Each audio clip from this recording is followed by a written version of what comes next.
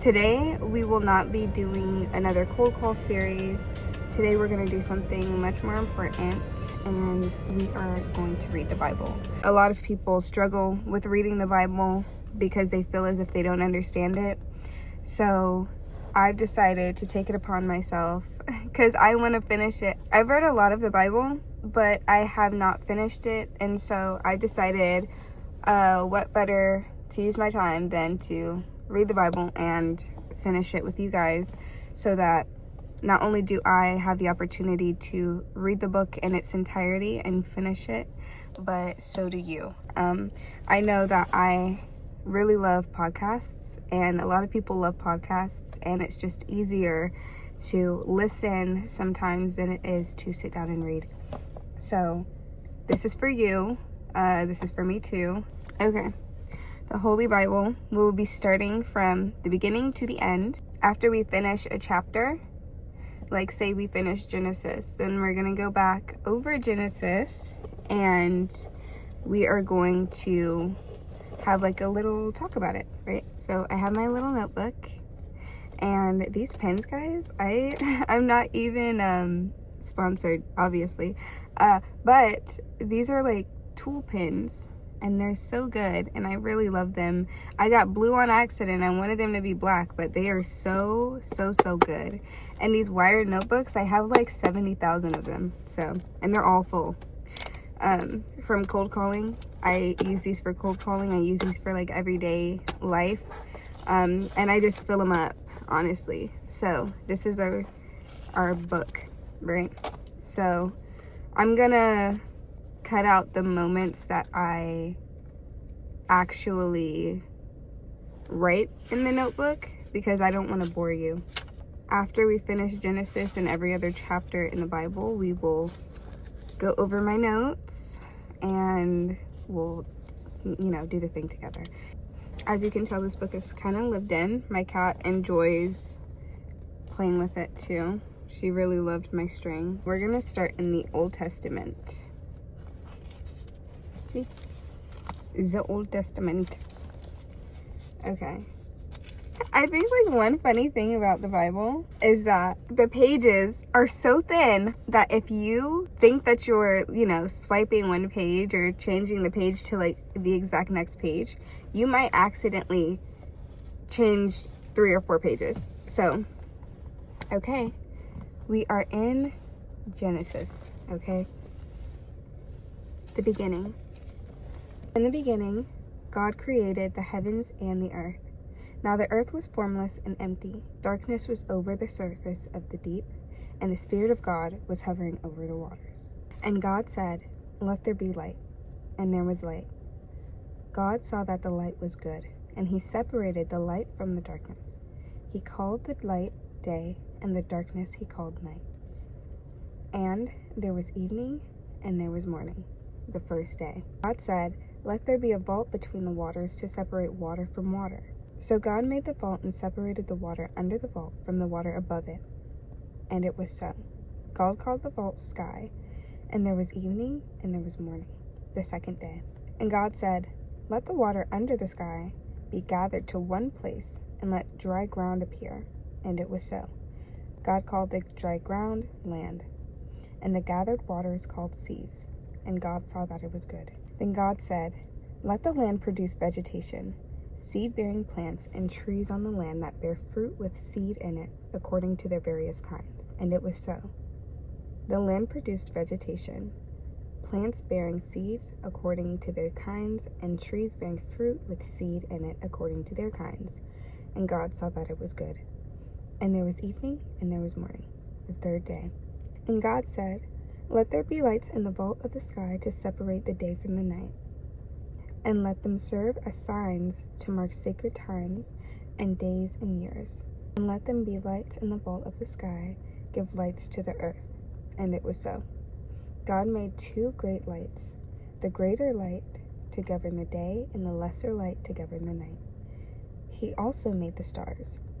God set them in the vault of the sky to give light on the earth, to govern the day and the night, and to separate the light from the darkness.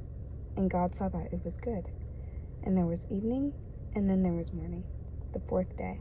And God said, "Let the water teem with living creatures, and let the birds fly above the earth across the vault of the sky." So God created the great creatures of the sea and everything living with which the water teems and that moves about in it, according to their kinds, and every winged bird according to its kind. And God saw that it was good. God blessed them and said, "Be fruitful and increase in number, and fill the waters and the seas, and let the birds increase on the earth." Then there was evening and there was morning, the fifth day. And God said, "Let the land produce living creatures according to their kinds, the livestock, the creatures that move along the ground, and the wild animals according to its kind." And it was so. God made the wild animals according to their kinds, the livestock according to their kinds, and all the creatures that move along the ground according to their kinds. And God saw that it was good. Then God said, "Let us make mankind in our image, in our likeness, so that they may rule over the fish in the sea and the birds in the sky, over the livestock and all the wild animals, and all over the creatures that move along the ground." So God created mankind in his own image. In the image of God he created them, male and female he created them. God blessed them and said to them, "Be fruitful and increase in number, fill the earth and subdue it, rule over the fish in the sea and the birds in the sky, and over every living creature that moves along the ground." Then God said, "I give you every seed-bearing plant on the face of the whole earth, and every tree that has fruit with seed in it. They will be yours for food. And to all the beasts on the earth, and all the birds in the sky, and all the creatures that move along the ground, everything that has breath of life in it, I give every green plant for food." And it was so. God saw all that he had made, and it was very good. And there was evening and there was morning, the sixth day. Thus the heavens and the earth were completed, in all their vast array. By the seventh day, God had finished the work he had been doing. So on the seventh day, he rested from all his work. Then God blessed the seventh day and made it holy, because on it he rested from all the work of creating that he had done. Adam and Eve. This is the account of the heavens and the earth when they were created, when the Lord God made the earth and heavens. Now, no shrub had yet appeared on earth, and no plant had yet sprung up, for the Lord God had not sent rain on the earth, and there was no one to work the ground. But streams came up from the earth and watered the whole surface of the ground. Then the Lord God formed man from the dust of the ground, and breathed into his nostrils the breath of life, and the man became a living being. Now the Lord God had planted a garden in the east, in Eden, and there he put the man he had formed.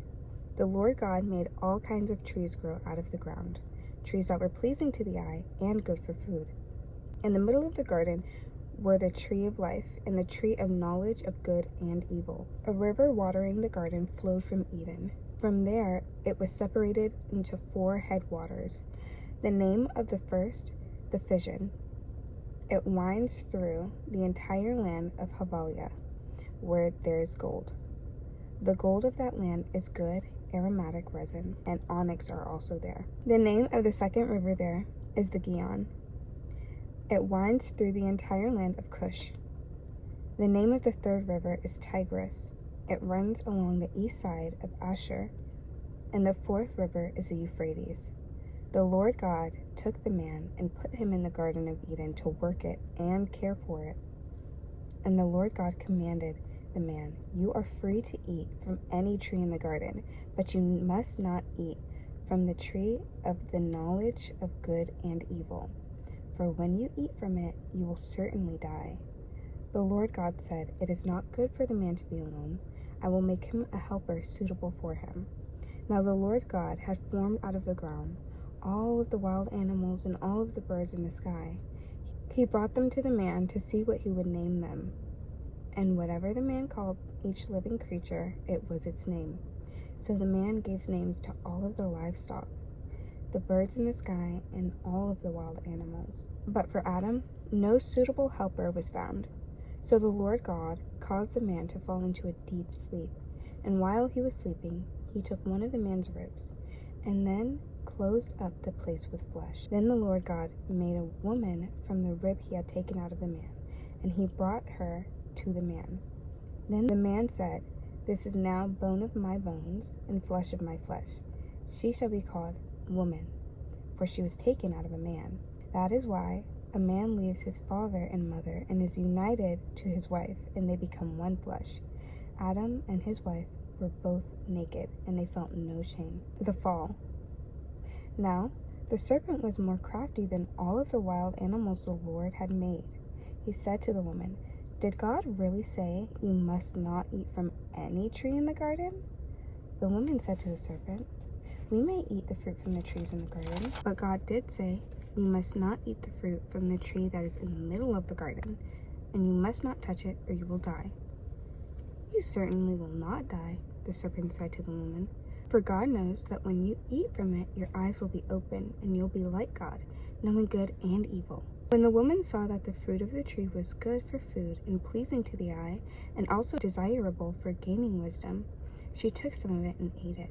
She also gave some to her husband who was with her, and he ate it. Then the eyes of both of them were open, and they realized that they were naked. So they sewed fig leaves together and made coverings for themselves. Then the man and his wife heard the sound of the Lord God as he was walking in the garden in the cool of the day, and they hid from the Lord among the trees of the garden. But the Lord God called to them, "Where are you?" He answered, "I heard you in the garden, but I was afraid because I was naked, so I hid." And he said, "Who told you you were naked?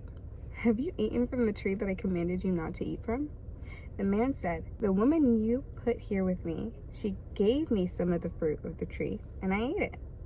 Then the Lord God said to the woman, "What is this that you have done?" The woman said, "The serpent deceived me, and I ate it." So the Lord God said to the serpent, "Because you have done this, cursed are you above all livestock and all wild animals. You will crawl on your belly, and you will eat dust all of the days of your life. I will put enmity between you and the woman, and between your offspring and hers. He will crush your head, and you will strike his heel." To the woman he said, "To make your pains in childbearing very severe. With painful labor you will give birth to children. Your desire will be for your husband, and he will rule over you." To Adam he said, "Because you listened to your wife and ate fruit from the tree about which I commanded you, you must not eat from it. Cursed is the ground because of you. Through painful toil you will eat food from it all the days of your life. It will produce thorns and thistles for you, and you will eat the plants of the field. By the sweat of your brow you will eat your food until you return to the ground, since you were taken from it. For dust you are, and to dust you will return."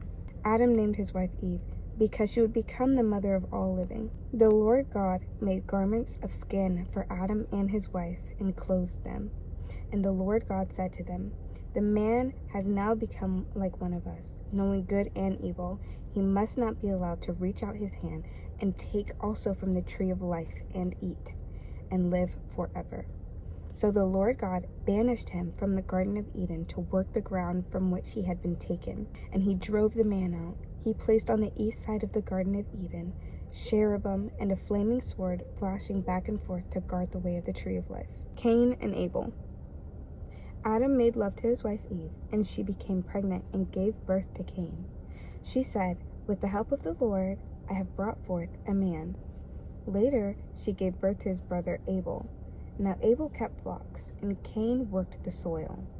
In the course of time, Cain brought some of the fruits of the soil as an offering to the Lord, and Abel also brought an offering, fat portions from some of the firstborn of his flock. The Lord looked with favor on Abel and his offering, but on Cain and his offering he did not look with favor. So Cain was very angry, and his face was downcast. Then the Lord said to Cain, "Why are you angry? Why is your face downcast? If you do what is right, will you not be accepted? But if you do not do what is right, sin is crouching at your door. It desires to have you, but you must rule over it." Now Cain said to his brother Abel, "Let's go out to the field." While they were in the field, Cain attacked his brother Abel and killed him. Then the Lord said to Cain, "Where is your brother Abel?" "I don't know," he replied. "Am I my brother's keeper?" The Lord said, "What have you done? Listen, your brother's blood cries out to me from the ground.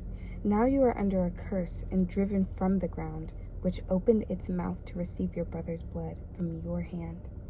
When you work the ground, it will no longer yield crops for you. You will be a restless wanderer on the earth. Cain said to the Lord, My punishment is more than I can bear. Today you are driving me from the land, and I will be hidden from your presence. I will be a restless wanderer, and whoever finds me will kill me. But the Lord said to him, Not so. Anyone who kills Cain will suffer vengeance 7 times over. Then the Lord put a mark on Cain so that no one who found him would kill him. So Cain went out from the Lord's presence and lived in the land of Nod, east of Eden. Cain made love to his wife, and she became pregnant and gave birth to Enoch.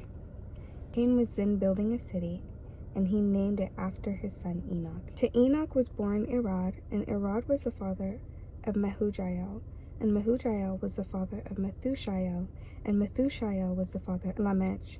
Lamech married 2 women, one named Ada and the other named Zillah.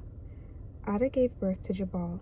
He was the father of those who live in tents and raise livestock. His brother's name was Jabal. He was the father of all who play string instruments and pipes. Zillah also had a son, Tubal-Cain, who forged all kinds of tools out of bronze and iron. Tubal-Cain's sister was Naamah. Lamech said to his wives, Ada and Zillah, listen to me. Wives of Lamech, hear my words. I have killed a man for wounding me, a young man for injuring me. If Cain is avenged 7 times, then Lamech 77 times. Adam made love to his wife again, and she gave birth to a son named Seth, saying, God has granted me another child in place of Abel, since Cain killed him. Seth also had a son, and he named him Enosh. At that time, people began to call on the name of the Lord. From Adam to Noah. This is a written account of Adam's family line. When God created mankind, he made them in the likeness of God. He created them male and female and blessed them, and he named them mankind when they were created. When Adam had lived 130 years, he had a son in his own likeness and his own image, and he named him Seth. After Seth was born, Adam lived 800 years and had other sons and daughters. Altogether, Adam lived a total of 930 years, and then he died. When Seth lived 105 years, he became the father of Enosh. After he became the father of Enosh, Seth lived 807 years, and he had other sons and daughters. Altogether, Seth lived a total of 912 years, and then he died. When Enosh had lived 90 years, he became the father of Kenan. After he became the father of Kenan, Enosh lived 815 years, and had other sons and daughters. Altogether, Enosh lived a total of 905 years, and then he died. When Kenan had lived 70 years, he became the father of Mahalalel. After he became the father of Mahalalel, Kenan lived 840 years, and had other sons and daughters. Altogether, Kenan lived a total of 910 years, and then he died. When Mahalalel lived 65 years, he became the father of Jared. Mahalalel lived 830 years and had other sons and daughters. Altogether, Mahalalel lived a total of 895 years, and then he died. When Jared lived 162 years, he became the father of Enosh. After he became the father of Enosh, Jared lived 800 years, had other sons and daughters. Altogether, Jared lived a total of 962 years, and then he died. When Enoch had lived 65 years, he became the father of Methuselah. When he became the father of Methuselah, Enoch walked faithfully with God 300 years and had other sons and daughters. Altogether, Enoch lived a total of 365 years.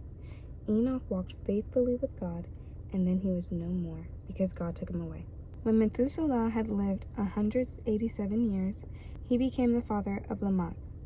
When he became the father of Lamech, Methuselah lived 782 years, and had other sons and daughters. Altogether, Methuselah lived a total of 969 years, and then he died. When Lamech had lived 182 years, he had a son. He named him Noah, and he said, He will comfort us in the labor and painful toil of our hands caused by the ground that the Lord has cursed. After Noah was born, Lamech lived 595 years and had other sons and daughters. Altogether, Lamech lived a total of 777 years, and then he died. After Noah was 500 years old, he became the father of Shem, Ham, and Japheth. Wickedness in the world.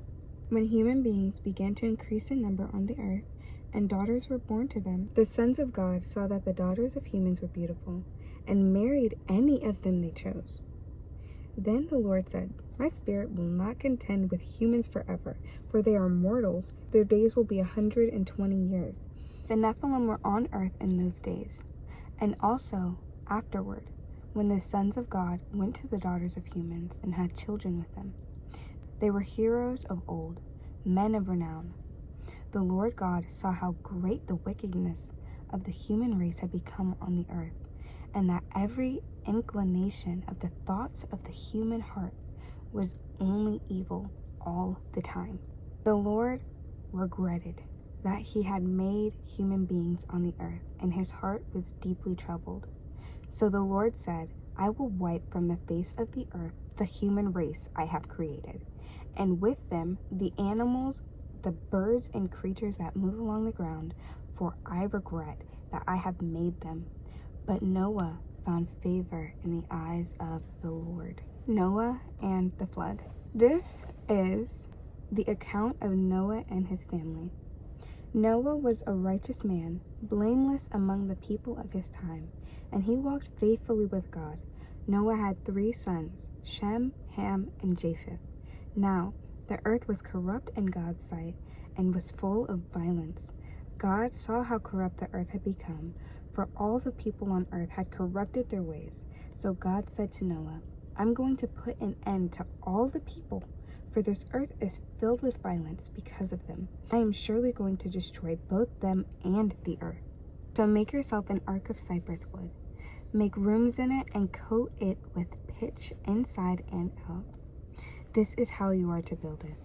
The ark is to be 300 cubits long, 50 cubits wide, and 30 cubits high. Make a roof for it, leaving below the roof an opening 1 cubit high all around. Put a door in the side of the ark and make lower, middle, and upper decks. I'm going to bring floodwaters on the earth and destroy all life under the heavens. Every creature that has the breath of life in it, everything on the earth will perish. But I will establish a covenant with you, and you will enter the ark, you and your sons, and your wife and your sons' wives with you. You are to bring into the ark 2 of all living creatures, male and female, to keep them alive with you. 2 of every kind of bird, of every kind of animal, and of every kind of creature that moves along the ground will come to you to be kept alive. You are to take every kind of food that is to be eaten and store it away as food for you and for them. Noah did everything just as God had commanded him. The Lord then said to Noah, Go into the ark, you and your whole family, because I have found you righteous in this generation. Take with you 7 pairs of every kind of clean animal, a male and its mate, and 1 pair of every kind of unclean animal, a male and its mate, and also 7 pairs of every kind of bird, male and female, to keep their various kinds alive throughout the earth. 7 days from now, I will send rain on the earth for 40 days and 40 nights, and I will wipe from the face of the earth every living creature that I have made. And Noah did all that the Lord commanded him. And Noah and his sons and his wife and his sons' wives entered the ark to escape the waters of the flood. Pairs of clean and unclean animals, of birds and all creatures that move along the ground, male and female, came to Noah and entered the ark, as God had commanded Noah. And after the 7 days, the floodwaters came on the earth. In the 600th year of Noah's life, on the 17th day of the 2nd month, on that day all the springs of the great deep burst forth, and the floodgates of the heavens were opened, and rain fell on the earth 40 days and 40 nights.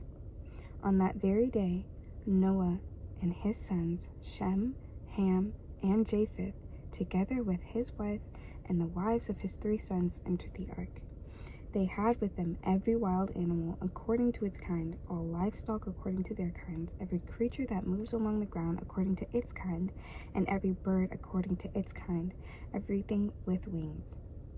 Pairs of all creatures that had breath of life in them came to Noah and entered the ark. The animals going in were male and female of every living thing, as God had commanded Noah. Then the Lord shut him in. For 40 days the flood kept coming on the earth. As the waters increased, they lifted the ark high above the earth. The waters rose and increased greatly on the earth, and the ark floated on the surface of the water. They rose greatly on the earth, and all the high mountains under the entire heavens were covered.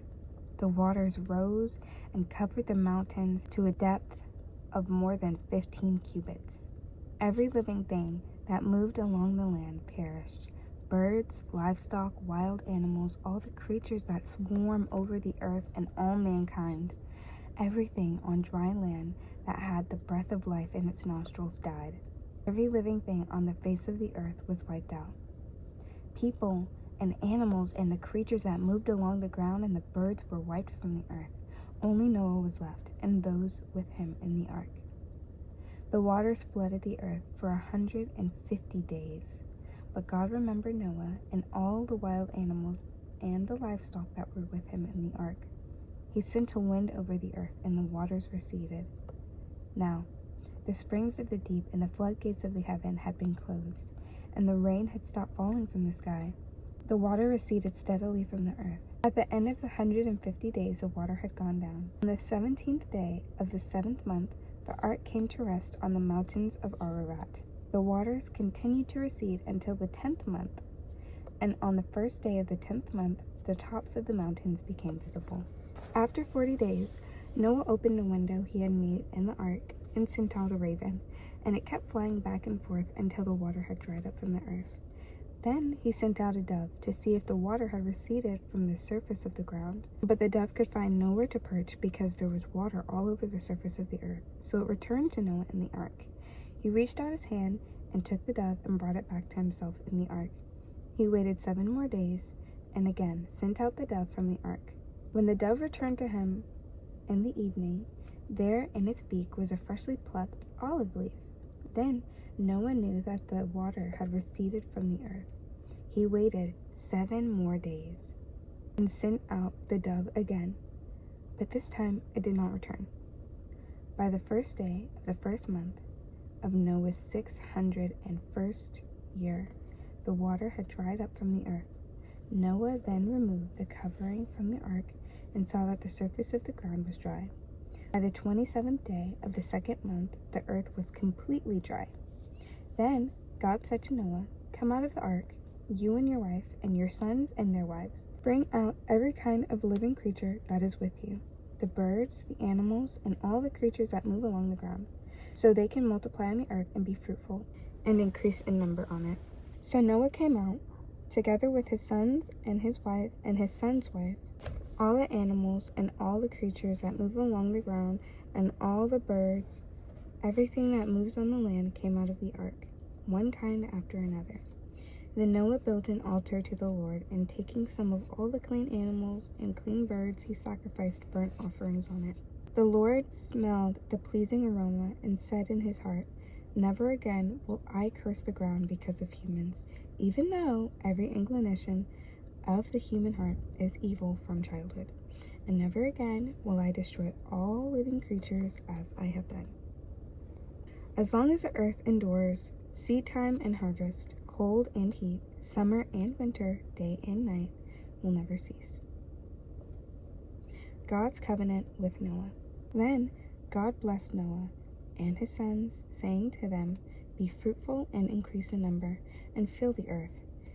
The fear and dread of you will fall on the beasts of the earth, and all the birds in the sky, and on every creature that moves along the ground, and on all the fish in the sea. They are given into your hands. Everything that lives and moves about will be food for you. Just as I gave you the green plants, I now give you everything. But you must not eat meat that has its lifeblood in it. And for your lifeblood, I will surely demand an accounting. I will demand an accounting from every animal and from each human being too. I will demand an accounting for the life of another human being. Whoever sheds human blood, by humans shall their blood be shed. For in the image of God has God made mankind. As for you, be fruitful and increase in number, multiply in the earth and increase upon it. Then God said to Noah and to his sons with him, I now establish my covenant with you and with your descendants after you, and with every living creature that was with you, the birds, the livestock, and all the wild animals, all those that came out of the ark with you, every living creature on earth. I establish my covenant with you. Never again will all life be destroyed by the waters of a flood. Never again will there be a flood to destroy the earth. And God said, this is the sign of the covenant I am making between me and you and every living creature with you, a covenant for all generations to come. I will set my rainbow in the clouds, and it will be a sign of the covenant between me and the earth. Whenever I bring clouds over the earth and the rainbow appears in the clouds, I will remember my covenant between me and you, living creatures of every kind. Never again will all the waters become flood to destroy all life. Whenever the rainbow appears in the clouds, I will see it and remember the everlasting covenant between God and all living creatures of every kind on the earth. So God said to Noah, this is the sign of the covenant I will establish between me and all life on the earth. The sons of Noah. The sons of Noah who came out of the ark were Shem, Ham, and Japheth. Ham was the father of Canaan. These were the three sons of Noah. From them came people who were scattered over the whole earth. Noah, a man of the soil, proceeded to plant a vineyard, and when he drank some of its wine, he became drunk, and he lay uncovered in his tent. Ham, the father of Canaan, saw his father naked and told his two brothers outside. But Shem and Japheth took a garment and laid it across their shoulders. When they walked backwards, covered their father's naked body. Their faces were turned the other way so they would not see their father naked. When Noah awoke from his wine and found out what his youngest son had done to him, he said, Cursed be Canaan, the lowest of slaves will he be to his brothers. He also said, Praise be to the Lord, the God of Shem. May Canaan be the slave of Shem. May God extend Japheth's territory. May Japheth live in tents of Shem. May Canaan be the slave of Japheth. After the flood, Noah lived 350 years. Noah lived a total of 950 years, and then he died. The Table of Nations.